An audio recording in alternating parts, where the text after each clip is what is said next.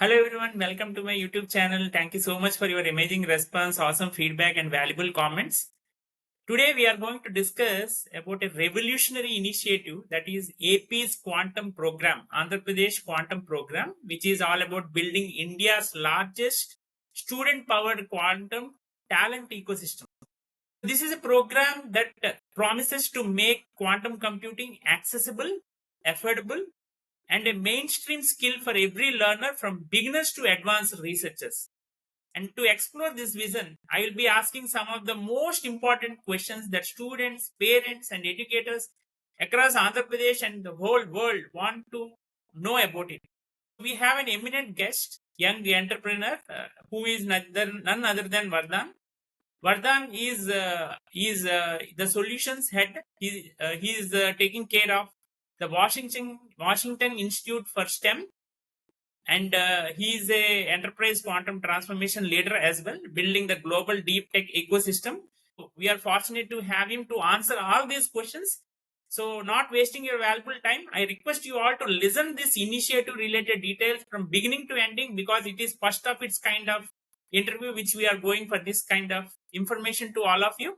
And do share it, do like it, and do provide your valuable comment in the comment section. So thank you so much, Vardhan, for accepting my invitation in spite of your busy schedule. Can you please introduce yourself to my audience? Sure. Yeah. Thanks for inviting me, Rajesh, over here. Very glad to be here in front of this audience. So my name is Vardan. I have a background in physics. I like to call myself as a physicist turned capitalist. So today we are not only doing quantum research, but we are also building ecosystems all around the globe in different kind of quantum technologies, not just computing, but also sensing, quantum communication. And the goal is that in the next 5 to 10 years, we have a really good quantum economy. And that means that there are real solutions, real use cases where quantum technology is making money for different industries and different stakeholders. So right now we are still in the very early stages. Most companies are doing fundamental research, which is, don't get me wrong, very, very important. But at the same time, the industry is moving slow. So there's huge upfront investments required, huge talent training required. So we are helping in all of that. I represent the Washington Institute of STEM Entrepreneurship and Research. That's WISER for short. We are based in DC. But otherwise, we have global operations. We have operations and participants from more than 100 countries.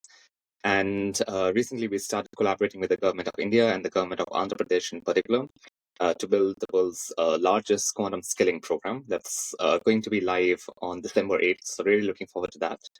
And yeah, that's me. So I come with a background of physics. I did my research in quantum computing, and now we do all sort of things in training, in upskilling, in doing fundamental research, tying it with use cases from the industry as well, and finally helping startups get incubated, get accelerated, and do some really quality work in the industry.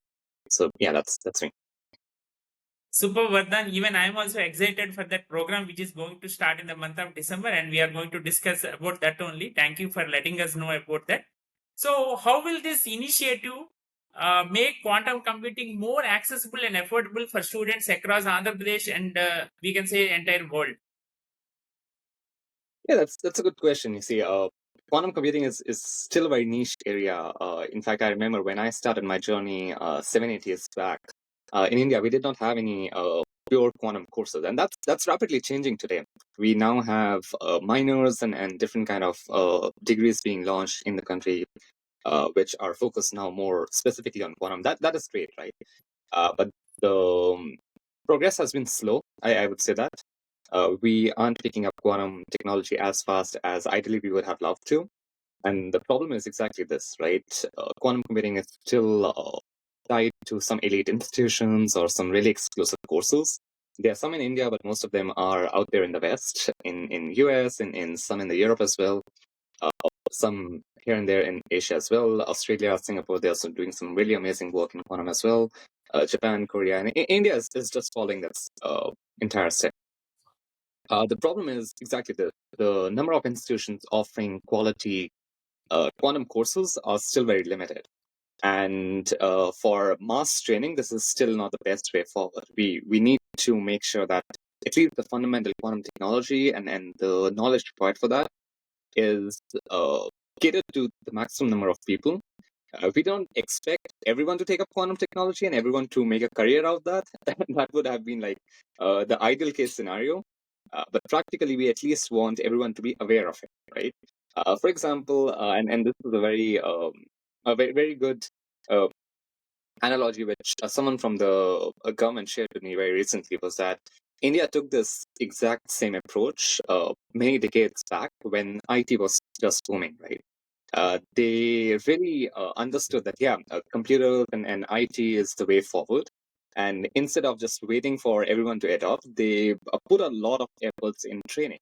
Everyone just got to be aware of it, right? Everyone did not pick up that career, as you all know it, but at least India got into the world map as the leaders of IT, leaders of software technologies, and even today, we are one of the highest. I think Indians are everywhere, but India in general is also leading this particular front, providing technology and services to a lot of nation, to a lot of corporates, to a lot of services.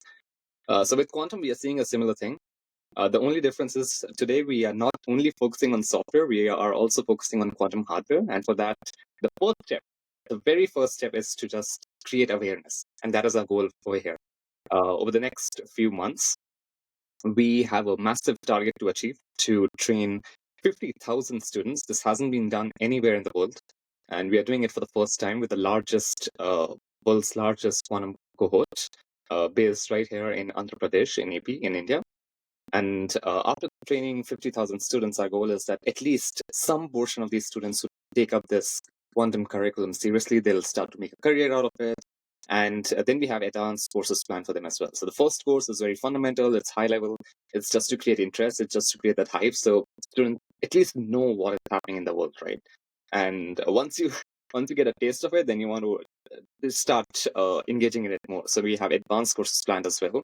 That would be hands-on, live cohort, where students would not just be learning at the surface level, they would dive deep into the technology and actually understand what it is all about, what kind of technology it is, how can they start contributing to the technology, what are the different things that they want to learn. So it's a phase-wise program. So yeah, that's how we are at least trying our bit to help grow the quantum ecosystem in the world. Super. So, what foundational topics in quantum computing will students learn as a part of this program, from qubits to quantum algorithms? So, what will be the main focus?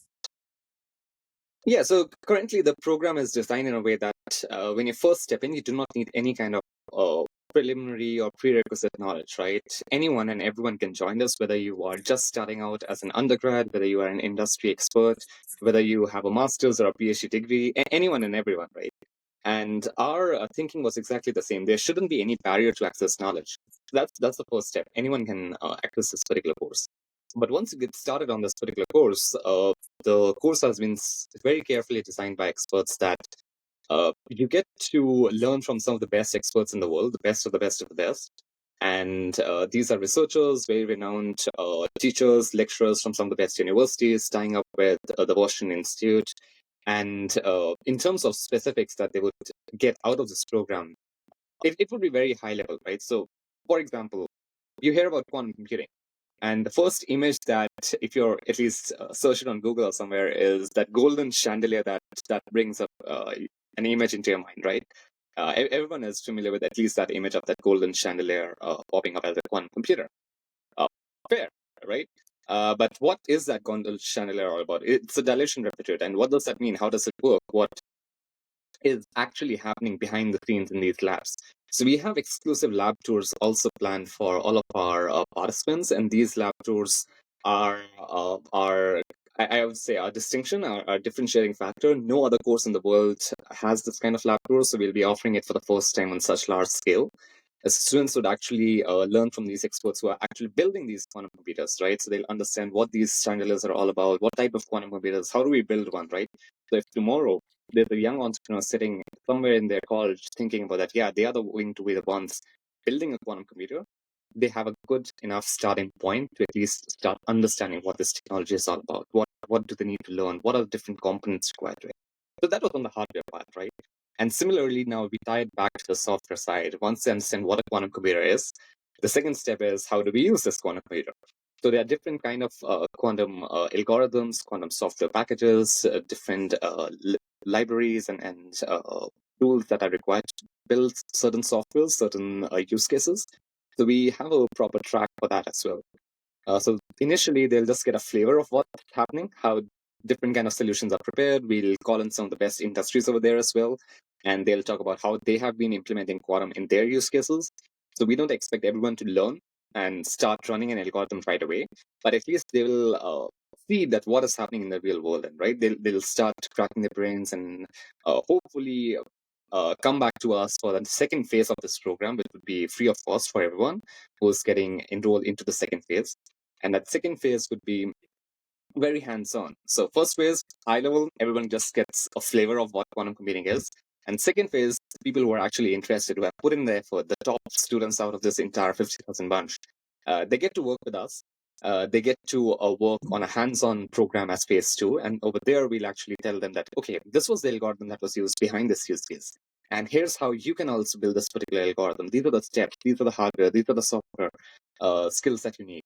And we'll start right from the basics. We'll cover all the fundamentals required in math, in computer science, in physics, whatever is required, right? And we'll very, very quickly get them up to speed to what is the state of the art in the industry, so that after the course, after the 2 or 3 phase program that we have designed, they are good enough not only to start building their own use cases, but also start gunning for internships and real life opportunities with some of the best industries out there, some of the best research labs out there. And who knows, we might have the next quantum company coming out of this cohort. So that's kind of the vision we are coming in from. Oh, that's very nice. So, will the curriculum include hands-on training? You already spoke about hands-on training. So, especially the hands-on training with real quantum hardware or simulators. If yes, how will students access these platforms? Yeah, you cannot do quantum computing without getting a feel of it, right? Unless you get your hands dirty, you won't get that excitement of what it is to work on a quantum computer. So a very, very good thing happened back in 2016, right? And I feel personally this was one of the major milestones in the entire quantum computing industry till date.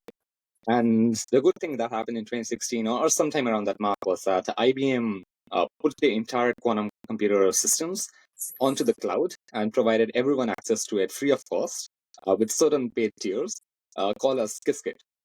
So if you are even remotely familiar with quantum, you might have already heard the name of Qiskit. And IBM is, I feel, like doing a great, great job providing that kind of platform for everyone to access quantum hardwares right from the cloud. Now, we wanted to do something similar, not just with IBM, but with all the other different players out there.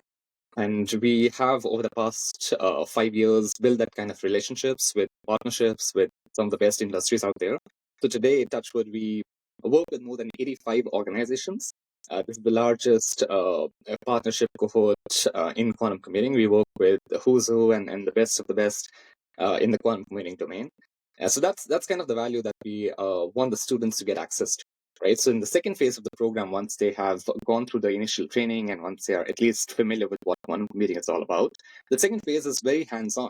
So we will be bringing experts from all these companies who will be teaching them step by step on how to use not just quantum software, but also quantum hardware tools. How do we access cloud? How do we actually get their algorithm running onto real quantum hardwares directly from the cloud? So they don't need to travel to the US to actually access the quantum hardware. They'll be doing it right from the laptops just with a click of a button through cloud.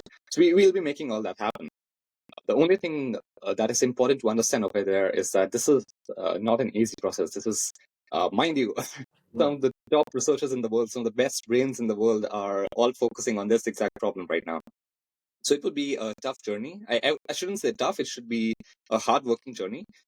Students would have to go through a lot of things and a lot of fundamentals to actually get to a stage where they can start implementing algorithms and pushing it to the hardware.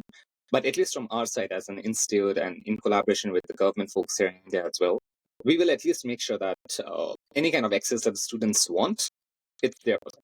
Right? So whether they want hardwares, whether they want simulators, whether they want cloud architecture, whether they want courses, whether they want hands-on training, whether they want lab tours, whether they want keynotes from some of the best people in the world, we'll make that happen. So we want that students do not have any kind of they do not miss anything. They don't lack any kind of resources. Our job is to make that possible. So we will definitely make sure that. Yes. So, what advanced areas like quantum machine learning, quantum cryptography, or quantum optimization will be covered for higher level learners? Because there are chances that higher level learners are also interested in this kind of course. So, what kind of pointers will be covered for them? That's a very good point you bring up, Rajesh. So when we are talking about upskilling and training, right, there are typically two cohorts of students that we engage with. The first set is students who are actually here to learn, right? They do not know anything about quantum computing. These are young students coming in different universities, and they're excited to learn about, right? So for them, this course is perfect. They learn everything, they get hyped up, and eventually, probably and hopefully they'll take up quantum as their career path in the future. But it's the second cohort that's equally important, and the second cohort is more about industry professionals, like you rightly pointed out. So these are professionals who are already embedded in different kind of industries, right? These people might be familiar with digital technology. They might be curious about what quantum computing is, and I feel today these people are best bet on implementing and coming up with different use cases where quantum can be applied. Because these are the guys who have actually worked in the industry for many, many years now. They really understand what the ground problems are. What are the exact use cases where classical computer is limiting? What is the exact area where quantum computing might be applicable? Because me sitting from the outside, I can only guess, right? Like maybe XYZ is a great use case and I can start doing toy problems, but it's actually the industry professional that's working and embedded in that ecosystem that can tell me, okay, no, we're done. Maybe XYZ is not the best option. Maybe you need to go with ABC or something like that, right? So they are the ones who are going to tell us that these are the very, very relevant use cases that quantum computing has a potential to solve. So whether that be quantum machine learning or cryptography or material science or simulation and optimization, XYZ, right? It could be anything, but these are the people who are the best people to take bet on these kind of use cases.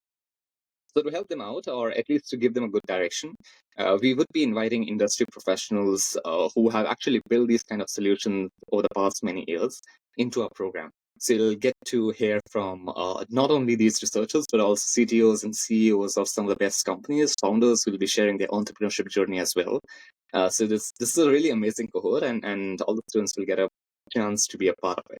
So at least from an industry professional, you can immediately start relating to, okay, some company did optimization for say warehouse optimization, right? So if I'm running a warehouse and I'm doing logistics and suppliers and that kind of thing, maybe quantum computing can be used for my industry as well. So let me take a crack. Let me at least put my R&D team on it, and hopefully we can get an advantage over there, right? Or maybe there's another use case on the pharmaceutical side. Some companies are using it for drug discovery or whatnot, right? So again, if you're working in that particular sector, you can immediately start relating to that, right? You are the people who will best understand what the problem is, what the exact use cases. So coming from you, we expect not to actually get your hands dirty, but take nuggets of information that you can pass on to your internal tech teams and get them working on quantum technology as a whole, right? So that's kind of a bridge that we are trying to cover over here. So, how does initiative help students with no prior coding or physics background enter the world of quantum technologies? Because most of the BTech students, they generally do their intermediate and they come to this particular course, and they don't know what is exactly physics and what is exactly maths is in terms of quantum computing. So, how will this course enable them to learn better in the way of getting the exact knowledge? You know, my parents used to tell me that, or even I have experiences, right? When I was a kid and smartphones were launched for the first time, I'm sure you must be able to relate it, right? The first time we actually saw uh, devices that had touch screen, we used to go through tutorials and try to learn at how to use it in the best way forward so that we don't break anything, right? We were just scared that, oh my God, this is a touch screen, this is a smartphone, there are 100 different possibilities over here. Let me just be very careful. Let me go through the tutorials and maybe someone can guide me. And it took a very small learning curve to adapt to it. On the contrary, you see kids today, 1 2 year kids, right? They're playing games on iPads and everything, right? They don't need that kind of tutorials. They don't need that kind of learning curve. The only thing changed was that the devices were just thrown at them. They may not understand it completely, but they were smart enough to at least figure out what they want to do with it. we feel that a similar, or at least some kind of a similar approach could be applicable over here as well. So instead of taking it in a very academic route, where we start from the very basics and tell them, okay, this is linear algebra, this is how you solve matrices, this is Python, this is how you code 101. That would take a long time, and that's good. That's very important as well. And I feel that universities are doing an excellent job at that. We just want to try a little bit of different thing, right? So instead of teaching them everything, we'll be throwing a lot of amazing stuff at them, and just right from day one, we'll be saying that, okay, here's a quantum computer, and this is how it works, and then everything that you do not understand, read about it, right? It's your job. It's your curiosity that's going to drive you. So as long as you're motivated and you have the right mindset to go through this particular course, you'll have a lot of fun enjoying learning that. And by the end of it, I wouldn't say you will be an expert on everything, because that's something which even we are not. So you won't be an expert on everything, but at least you'll pick up something from the program, and that is enough. Because with that something, that small package of knowledge that you bring from this particular course, you'll get to a phase two. And phase two would be really hands-on training. So that is where we'll start right from fundamentals. We'll teach you everything and everything that you need to know to actually start developing algorithms. So we'll start from very basics. We'll cover all the fundamental knowledge that is required. We'll have hands-on tutorials. We'll have lecture sessions. Everything that's actually required for you to start building your first quantum algorithm. And this would not be just a toy use case, right? We'll get you to a certain level where you're not just working on toy problems, you're actually building real solutions to real world problems. That's the end goal, right? But it's a step-by-step journey. We cannot expect everyone to get everything after 2 days. So it's going to be a long way. But we are very excited and very motivated to make sure that even a small percentage that's coming out is the best in the world, that can help the entire ecosystem develop different kind of problems, do fundamental research, and really create new IP to this entire quantum ecosystem. Yeah. So, what kind of industry certifications or global standard credentials will students receive after completing this training? So foremost, this particular certificate would be credited and be recognized by the Washington Institute for STEM Entrepreneurship and Research. And any students who's going through the program will get that certification. And obviously, they are more than free to then popularize on their LinkedIn's, on their social medias, on their resumes, CVs, portfolios, and everything, right? The good thing over here is that because we have such a wide network of partners and co-creators in this entire ecosystem that recognize us, immediately when they see a potential candidate coming in for a job with that kind of certification, they have that mindset, okay, they have gone through at least some kind of training with a trusted partner that we have also worked with. So that's already now coming to the brains, right, for hiring managers, that, okay, this is something that's recognized by them. And that's I think one of the best things that we can do for the students, get them to a spot where people start recognizing them. So that's obviously one thing. The second is, at least in the advanced programs in phase 2 and phase 3, we'll have live lectures. And what that means is that students would actually get face time with some of the best researchers out there. So it won't be just a one-way course and recorded lessons. In phase 2, you'll actually get a chance to interact with them, ask questions to them, and discuss all of your problems and issues directly with some of the best researchers in the world, some of the best lecturers in the world. And what does that do to you? It boosts your confidence. It helps you understand knowledge right from the best people in the world.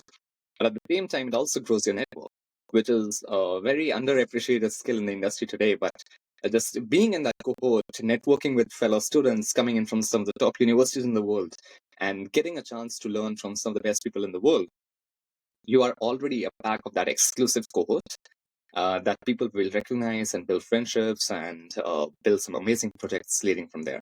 And we have seen in the past, we have seen that in the past from many of our programs.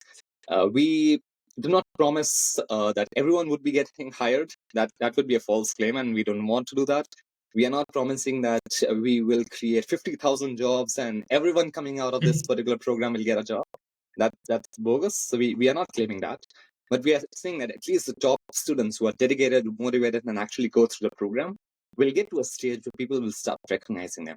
They'll have a very good backing of not only the Washington Institute, but also the entire cohort that's coming along with it, and people who they have worked with, so they can create some really amazing projects. And that should be the end goal. It should not be just running after jobs. It should actually be creating unique IP that's valuable not only for you but also for the entire community. So that's the goal that we are setting over here, and hopefully we'll achieve it with flying colors with the support of the government and all the different institutions that are involved over here. Yes. So, how will virtual labs and mentorship programs enhance practical learning for students and young researchers? You already covered those points, but in focus, how will they help them? Yeah, see, I come back to the same example, right? Unless you have actually gotten your hands dirty, you won't experience the real thrill of working on quantum computers. So the goal over here is to get an insight of some of the best labs out there in the world. These labs are not even in India. These are some of the best labs with our global partners. And the students, just from sitting at home, will get a live tour of the entire lab. So they can immediately see what are the different things that are there, what are the different components that are required, what are the different kind of technologies that's being worked on today for quantum technology. And the goal over here is twofold, right? So number one is just to get the students excited. When you see that shiny new mobile phone being launched in the adverts and everything, right? The first mindset is that, yeah, I want that. I want to get my hands dirty on that particular new device. And that's just human curiosity for you. We want the same thing to happen for the students with quantum technology as well. Just to give them a glimpse of what's actually happening in the world will create many, many doors that we aren't even aware of today. So these are the students that have actually apply to these labs. They would eventually work at these research institutes and work on some of the best technology and create new vibe for us. So that's number one. The number two is just creating awareness. Students just don't know that that's happening in the world. Their minds are still very, very confined. So I did my. Uh, I'm born and brought up in India, right? So I've also gone through that entire 12th grade phase where everyone is focusing only on JE results and gunning for engineering institutes and whatnot, right? So our minds are so funneled into thinking only in one direction that we don't know what's happening other than that in the world. We just want to try and change that a little bit. So people are at least aware that there are many more opportunities to explore over there. They just need the right knowledge and the right guidance to be at that stage. The quantum is the next big thing, and we want India to not miss out on that. And not just India, right? It's going to be a global thing. We don't want students to not be aware of that. So the first and foremost thing is awareness. We want to make sure that at least students are aware of it. Whether they pick up it or not is purely their choice, and we respect that. But at least they should be aware of what's happening in the world. So yeah, that's the two main agendas that we are coming up with for the live tours and the lab tours and everything. So, what job roles can students expect after gaining these quantum computing skills, both in India and globally? Maybe, for example, quantum programmer, quantum research analyst, quantum algorithm developer, quantum security specialist, or architect. What kind of job roles they can expect after completing this kind of trainings? One of the favorite questions for everyone over here is that what kind of job can I get out of this course, right? And that's very fair, right? If you're learning something, you need to get some kind of ROI out of that as well, right? So jobs are certainly important. I I like to divide the current job scenario in quantum fields into three, I would say, buckets. So the first bucket is pure research stuff, right? And these are typically students who are going to take up quantum computing seriously in academia as well. Very definitely going to pursue a master's in quantum or at least a related field, maybe even pursue a PhD and have a doctorate degree, specialize in a very niche field. So these are the people who are going to help us in fundamental research. And this research is in quantum computing, it's in control electronics, it's in quantum hardware, it's building the best qubits out there, building the best software algorithms out there, a lot of open problems, right? But these are purely research problems.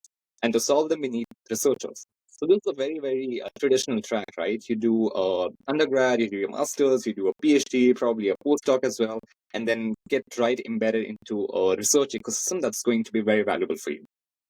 So this entire track is going to be very suitable for someone who's having that research mindset, who want to spend a lot of their time reading papers, doing fundamental research, coming up with proofs and algorithms and different kind of discoveries. So yeah, it's a very typical research role. And the good thing is that majority, or I shouldn't say majority, but a lot of roles in quantum are for research purposes. So the first bucket is purely for quantum research. The second bucket I say in the job scenario is engineers. So what happens when a scientist comes up with a discovery or with some kind of a research or mathematical proof or some kind of algorithm that works very good on the paper? You need engineers to actually transform that and get them to life.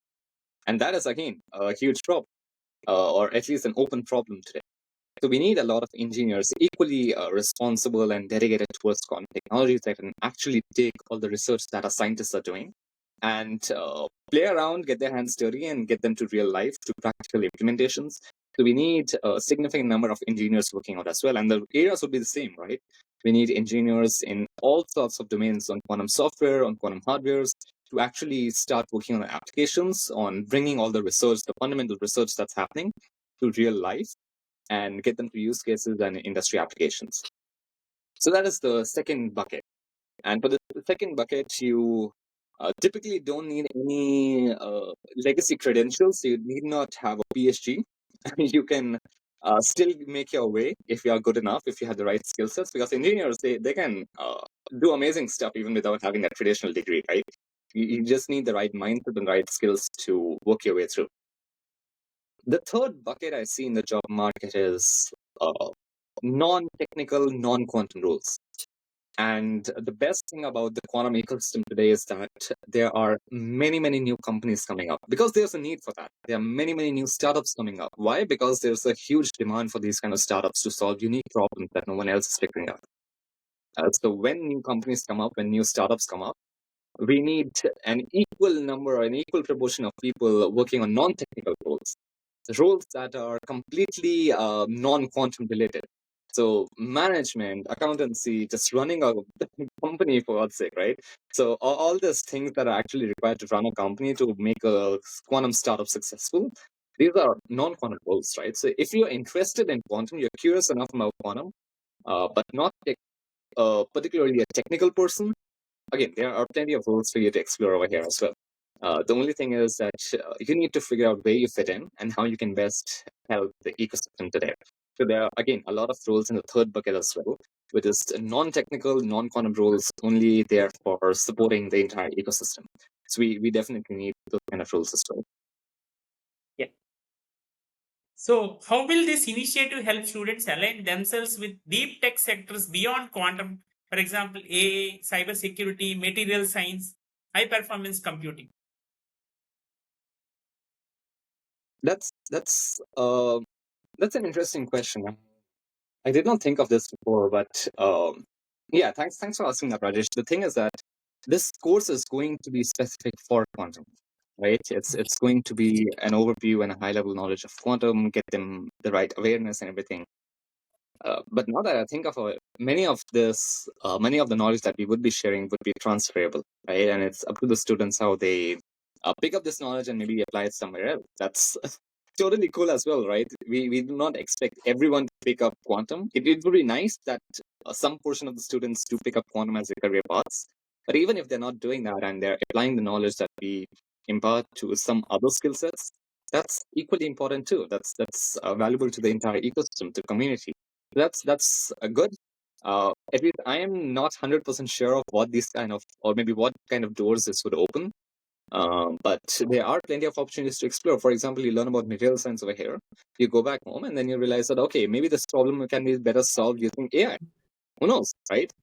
So that's awesome too, right? You can build your career in AI, and that's wonderful. So yeah, and these kind of opportunities might come from this program.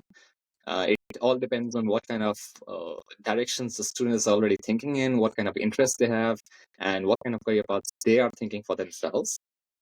So again, I wouldn't say I have an entire breadth of knowledge on what kind of doors this would open beyond quantum, but at least we are open to that. We are a very receptive of the fact that students might explore something else that's completely different from quantum, and that's okay too, right? That's kind of what we're thinking here. Super. So finally, I want to ask what internship or industry placement opportunities will students have as a part of the Quantum Valley ecosystem developing in Amravati? So you know that Amravati Quantum Valley system is getting in the development stage. So what kind of roles they can expect in that quantum valley? Amravati Quantum Valley is, I feel, one of the most exciting initiatives that's happening in not only in India but also in the entire world. Okay. Kudos to the entire leadership behind it. Amravati would, in the near future, become the quantum hub for India, also APAC, and eventually the entire world.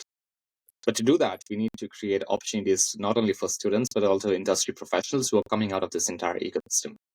So there are a couple of things that we have already planned, and there are a lot more exciting things that are in works at the moment. I'll give you a little bit of snippets over here, some sort of teasers of what you can look forward to. The first thing that's already been committed is that the top 3,000 students, or approximately that kind of number, coming out of our 50,000 training program, will Okay. immediately get access free of cost to the next phase of the training. And this would be hands-on training, live lectures, not just pre-recorded lectures, but actually valuable stuff that you can learn and start implementing right away, along with access to different kind of simulators, actually accessing the cloud and all those kind of activities as well. So this would be a very exclusive cohort reserved only for the top 3,000 students or coming from this huge 50,000 training program, right? That's phase two.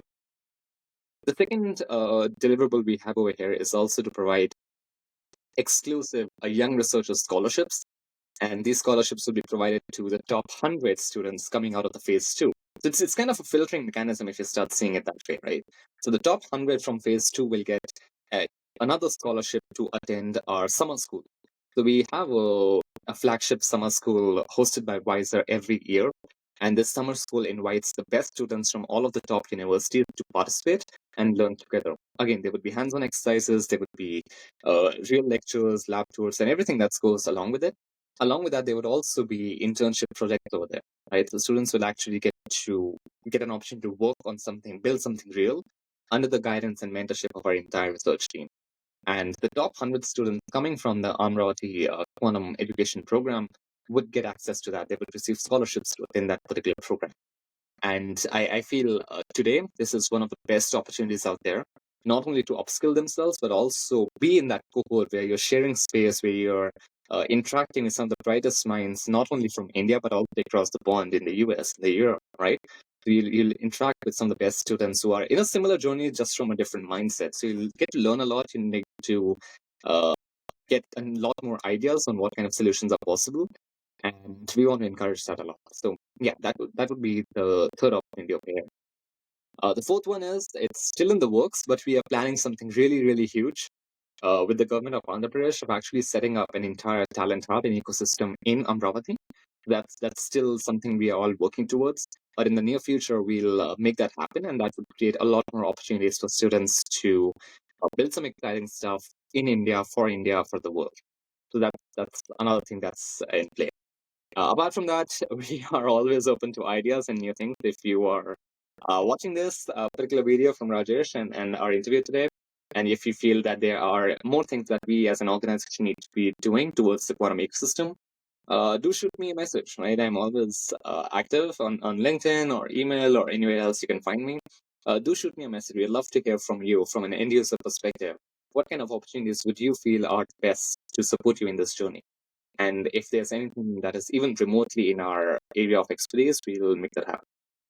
So yeah, Super Vardhan, thank you so much for sparing your valuable time and providing us all the information about this new initiative that is going to start from next month. Your valuable points will really help all the students who want to eagerly join this course and learn something in terms of quantum computing. So that is really awesome. And not only your insights relate to students, it also relates to professionals, it also relates to researchers, so academicians. So thank you so much for giving all those valuable insights. Thank you, Vardhan. Thank you so much. sure. Yeah, thanks a lot, Rajesh. Pleasure talking to you. Have a great day. Yeah, have a great day. Thank you.